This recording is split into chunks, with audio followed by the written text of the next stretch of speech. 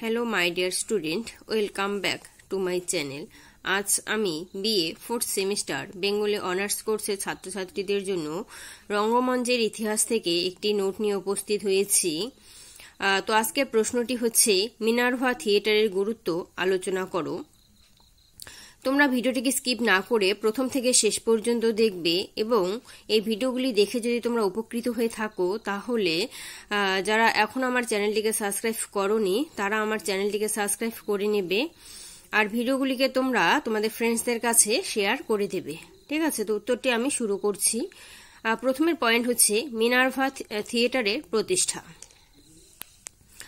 Minerva থিয়েটারের প্রতিষ্ঠাতা ছিলেন নগেন্দ্রভূষণ মুখোপাধ্যায়। 6 নং বিডন স্ট্রিটের যে জমিতে গ্রেট ন্যাশনাল থিয়েটার স্থাপিত হয়েছিল সেখানেই মিনার্ভা থিয়েটারের স্থায়ী মঞ্চ প্রতিষ্ঠিত হয়। এই থিয়েটারের ম্যানেজার ছিলেন গিরিশচন্দ্র ঘোষ। 1889 খ্রিস্টাব্দের ফেব্রুয়ারি মাসে গিরিশচন্দ্র এমারেল্ড থিয়েটার থেকে স্টার থিয়েটারে চলে যান। এরপর তিনি নীলমাধব চক্রবর্তীর সিটি থিয়েটারের কলাকুশলীদের সঙ্গে নিয়ে মিনার্ভা থিয়েটারের পত্তন করেন। তবে অর্থনৈতিক সমস্যাকে কেন্দ্র করে নীলমাধব চক্রবর্তীর সঙ্গে মনোমালিন্যের ফলে বহু কলাকুশলী মিনার্ভা থিয়েটার পরিত্যাগ করে চলে যান। অতঃপর অর্ধেন্দুশেখর মুস্তাফি এমআরএল থিয়েটার পরিত্যাগ করে মিনার্ভা থিয়েটারের অভিনয় শিক্ষক হিসাবে যোগদান করেন। মঞ্চের অধ্যক্ষ হন ধর্মদাস সুর এবং সঙ্গীত শিক্ষক হন দেবকণ্ঠ বাগচি। সেই সময় গিরিশচন্দ্র নবাগত কলাকুশলীদের সঙ্গে নিয়ে মিনার্ভাকে নতুন করে গঠন করেন। বিদেশি চিত্রকারদের সাহায্য নিয়ে তিনি মঞ্চের বহিরঙ্গের সৌন্দর্য বৃদ্ধি করেন। এই সময় গিরিশচন্দ্র শেক্সপিয়রের ম্যাকবেথ নাটকের বঙ্গানুবাদ করে প্রায় 7 মাস সযত্নে রিহার্সাল দিয়ে 28 জানুয়ারি 1893 খ্রিস্টাব্দে মিনার্ভা থিয়েটারে সেটি মঞ্চস্থ করেন। অর্থাৎ প্রকৃতপক্ষে মিনার্ভা থিয়েটারের দ্বারোদ্ঘাটন হয় 28 জানুয়ারি 1893 সালে। এরপরে হচ্ছে মিনার্ভার অভিনয় সাফল্য।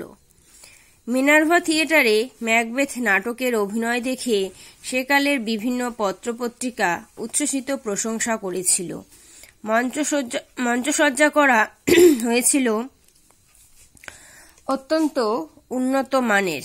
প্রায় 10 রাত্রি ম্যাকবেথের অভিনয়ের পর এর অভিনয় বন্ধ হয়, কারণ অন্তিম রজনীগুলিতে ম্যাকবেথের অভিনয় দর্শকদের আর আকর্ষণ করতে পারছিল না।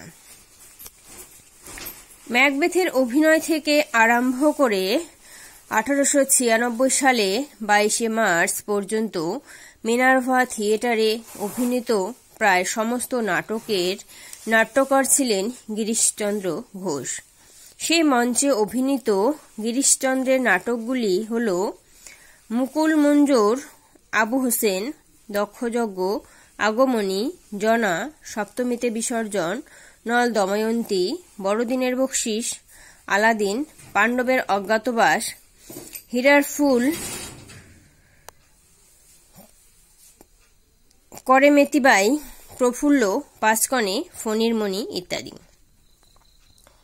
এগুলির মধ্যে বিশেষ জনপ্রিয়তা লাভ করেছিল মুকুল মঞ্জুরা প্রফুল্ল এই দুটি নাটক।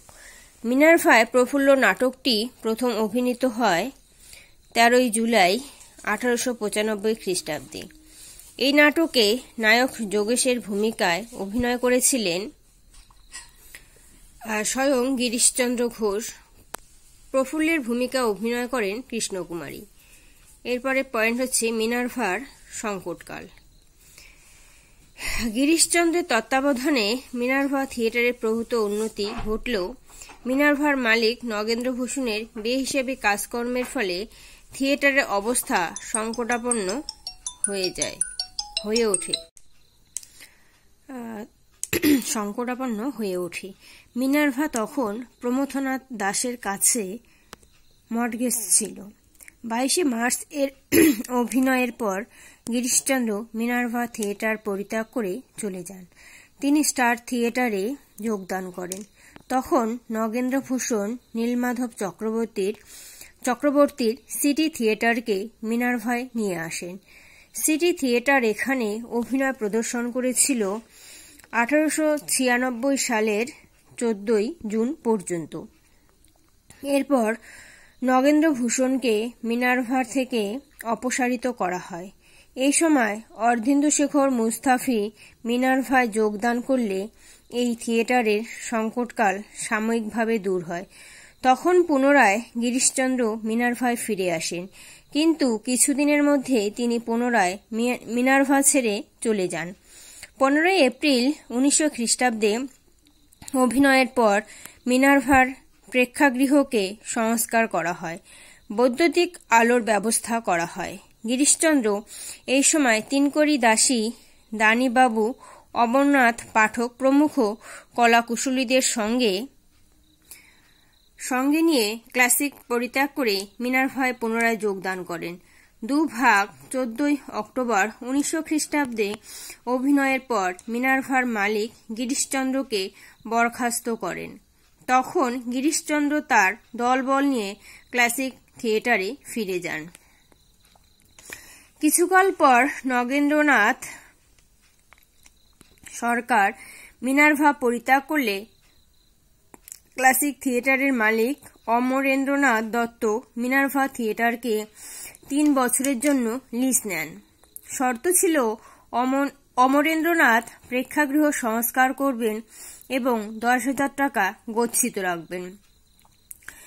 1903 খ্রিস্টাব্দের নভেম্বর মাসে মিনার্ভার মঞ্চ সংস্কার করে অমরেন্দ্রনাথ ক্ষীরোদপ্রসাদ বিদ্যাবিনোদের নতুন নাটক রঘুবীর মঞ্চস্থ করেন। এতে অভিনয় করেছিলেন অমরেন্দ্রনাথ দত্ত, কিন্তু যেহেতু এই অভিনয় তেমন সাফল্য পায়নি, সেহেতু অমরেন্দ্রনাথ মিনার্ভা পরিত্যাগ করে চলে যান। মনমোহন পাড়ের কাছ থেকে অমরেন্দ্রনাথ মিনার্ভার সংস্কারের জন্য বহু টাকা ধার করেছিলেন। ফলে মনমোহন মিনার্ভার মালিকের কাছে অমরেন্দ্রনাথের ঋণের টাকা শোধ করে নিজেই মিনার্ভার মালিক হন। এরপর তার কাছ থেকে 750 টাকায় মিনার্ভা থিয়েটার গ্রহণ করেন চুনিলাল দেব। মনমোহনের সঙ্গে চুনিলালের মনোমালিন্যের ফলে চুনিলালও মিনার্ভা পরিত্যাগ করে চলে যান। তখন মিনার্ভার নতুন মালিক হন অপরেশচন্দ্র মুখোপাধ্যায়। এরপরের পয়েন্ট হচ্ছে মিনার্ভায় স্বর্ণযুগ। 1905 খ্রিস্টাব্দ থেকে মিনার্ভায় এক নবযুগ শুরু হয়েছিল। 1905 সালের 8 এপ্রিল মিনার্ভায় অভিনীত হয় গিরিশচন্দ্রের বলিদান নাটক। এই নাটকের অভিনয়ের মধ্য দিয়ে মিনার্ভা থিয়েটারের মর্যাদা বহুগুণে বৃদ্ধি পেল। এই নাটকের অন্যতম প্রধান চরিত্র করুণাময়ের ভূমিকায় অভিনয় করেছিলেন গিরিশচন্দ্র। রূপচাঁদের ভূমিকায় অভিনয় করেন অর্ধেন্দুশেখর, দুলালচাঁদের ভূমিকায় অভিনয় করেন দানিবাবু, কিশোরের ভূমিকায় অভিনয় করেন অপরেশচন্দ্র। এরপরে মিনার্ভা থিয়েটারে বিভিন্ন ঐতিহাসিক ও দেশাত্মবোধক নাটক অত্যন্ত জনপ্রিয় হয়ে ওঠে। দেশে তখন বঙ্গভঙ্গ আন্দোলনের উত্তাপ ছড়িয়ে পড়েছিল। তারই প্রভাবে গিরিশচন্দ্র এবং দ্বিজেন্দ্রলাল রায় রচনা করেন তাদের বিখ্যাত ঐতিহাসিক নাটকগুলি। নাট্যকার গিরিশচন্দ্র এর নাটক হচ্ছে সিরাজউদ্দৌলা, অভিনয় করেছিলেন 7 সেপ্টেম্বর 1905 খ্রিস্টাব্দে। আবার গিরিশচন্দ্রের মীরকাসিম নাটক অভিনয় হয়েছিল 16 জুন 1906 খ্রিস্টাব্দে। গিরিশচন্দ্রের আরেকটি নাটক রাজা অশোক অভিনয় হয়েছিল 3 সেপ্টেম্বর 1910 খ্রিস্টাব্দে। এরপরে গিরিশচন্দ্র ঘোষের শঙ্করাচার্য নাটক অভিনয় হয়েছিল 18 নভেম্বর 1911 খ্রিস্টাব্দে। এরপরে দ্বিজেন্দ্রলাল রায়ের রানা প্রতাপ নাটক অভিনয় হয়েছিল 22 এপ্রিল 1905 খ্রিস্টাব্দে। তারপরে নূরজাহান নাটক অভিনয় হয়েছিল 14 মার্চ 1908 খ্রিস্টাব্দে। বরুস্তম নাটক অভিনয় হয়েছিল 19 সেপ্টেম্বর 1908 খ্রিস্টাব্দে। মেবারপতন নাটক অভিনয় হয়েছিল 26শে ডিসেম্বর 1908 খ্রিস্টাব্দে। শাহজাহান নাটক অভিনয় হয়েছিল 29শে আগস্ট 1909 খ্রিস্টাব্দে। এরপরে চন্দ্রগুপ্ত নাটক অভিনয় হয়েছিল 22শে জুলাই 1909 খ্রিস্টাব্দে। ঐতিহাসিক নাটকের পাশাপাশি মিনার্ভায় বিশেষ জনপ্রিয়তা লাভ করেছিল গিরিশচন্দ্র ঘোষের